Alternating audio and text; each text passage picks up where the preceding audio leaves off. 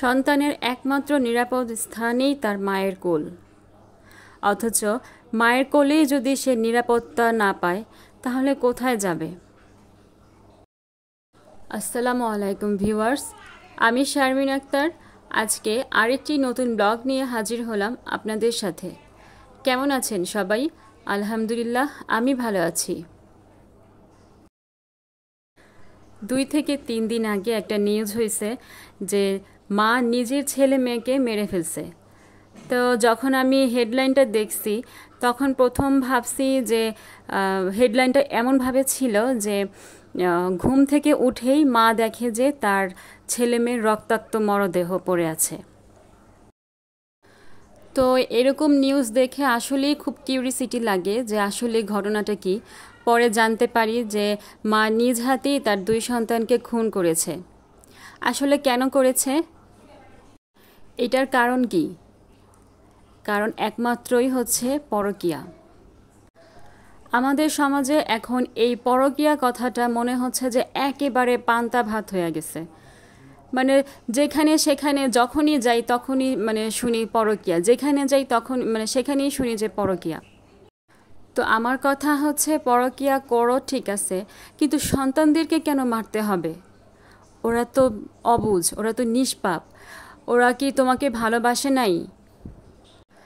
সন্তানদের মুখের দিকে তাকালেই তো কেমন যেন লাগে বুকটা।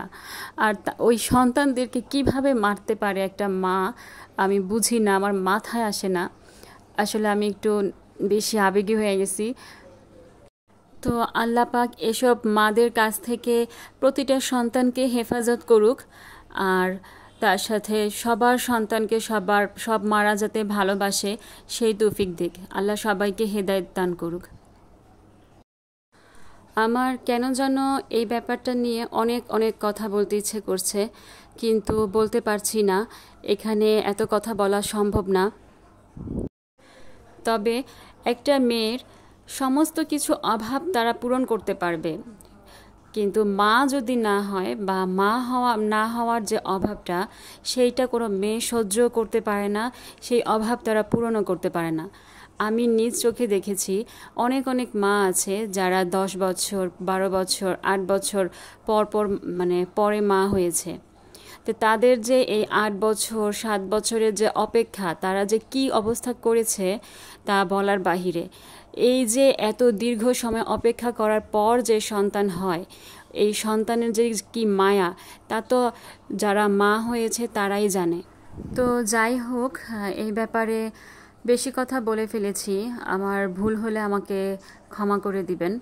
তো আপনাদের সাথে এই ব্যাপারে কথা বলতে বলতে আমি ভিডিওতে কি দেখাতে চাইছি ওইটাই বলি নাই। কিছুক্ষণ আগে আমি দেখিয়েছিলাম যে ডিমের কুসুম রয়ে গেছে। ফাতিহা ডিমের কুসুমটা যদি শক্ত থাকে তাহলে ওইটা আর খায় না। আজকে ভুলবশত আমি শক্ত রেখে ফেলছি, তো ওইটা আর খায় নাই, রেখে দিছে। তো ফাতিহার ঈদের ড্রেস ঈদের দিনে তো আর শুধু পরে নাই, অনেক জায়গায় ঘোরাঘুরি হয়েছে। প্রায় 2 থেকে 3 বার পরা হয়েছে ড্রেসটা। তো এতদিন উঠায় রাখি নাই। এখন যেহেতু পড়া শেষ, কয়েকদিন পরে স্কুল খুলে ফেলবে, তাই এখন উঠায় রাখতেছি ওয়াশ করে। ওর 2-3টা ড্রেসই উঠায় রাখবো, এখন আর ব্যবহার করাবো না। তো আমি আলমারিতে এখন আর জায়গা নেই, এজন্য ওয়ার্ড্রফে রেখে দিব এগুলো। তো দুনিয়াতে সবচেয়ে কঠিন কাজ কি বলেন তো? আমার তো মনে হয় আলমারি গুছানো আর কাপড় গুছানো। আমার খুবই কষ্ট লাগে আলমারি গুছাইতে। আমি সমস্ত কাজ করতে পারবো, আমার কোনো সমস্যা নাই, বাট আমি আলমারির কাপড় চোপড় গুছাইতে পারবো না। এটা আমার অনেক অনেক ঝামেলা হয়। তো ওর বাবার সাথে শেয়ার করে কাজ করি। ওর বাবাই বেশিরভাগ সমস্ত কাপড় চোপড় নামায় তারপরে আলমারিটা গুছায়। এছাড়া আমি একা একা পারি না এগুলা করতে। তো আজকে ওর বাবা নাই, আমারই একা একা করতে হইতেছে। অবশ্য আলমারিতে রাখতেছি না, ওয়ার্ড্রফেই রাখতেছি। তারপরেও আমার কাছে কেমন যেন হিজিবিজি লাগতেছে। তো যাই হোক, এখন রান্না বান্না করব কাপড় চোপড় গুছানো শেষ হলে। তা আব্বাকে বলছি যে বাজার থেকে পাট শাক নিয়ে আসতে। আব্বা কি পরিমাণ যে শাক আনছে!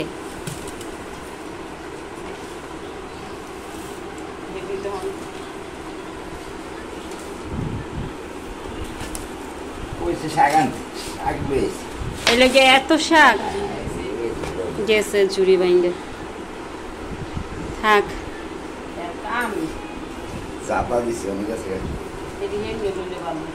পাট শাক আর কি শাক আছে ভিতরে মনে হয় কিছু আছিল ওইগুলো ভাঙছে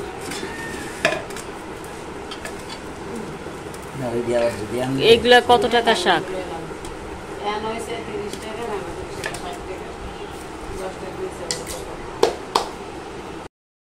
তো যাই হোক পাট শাক আমার আব্বারও পছন্দ ফাতিহার বাবারও পছন্দ তো পাট শাক রান্না করতেছি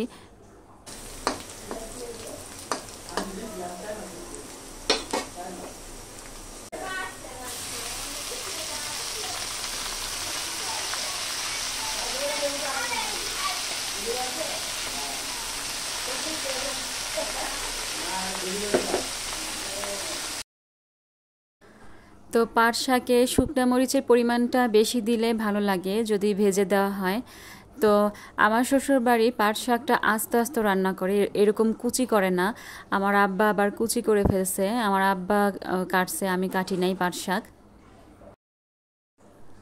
আমার বড় বোনের হাজবেন্ড অসুস্থ এর আগেই বলেছিলাম তো আমার আম্মাই বেশিরভাগ রান্না বান্না করছে আমিও করতেছি না আমি ওর ছেলেকে একটু দেখাশোনা করছি তা আমি শুধু আজকে পাট শাকটা ভাজি করেছি আর আম্মাই রান্না বান্না করছে শিং মাছ রান্না করেছে আর একটু ডিম রান্না করেছিল ওইগুলো আর দেখালাম না আপনাদেরকে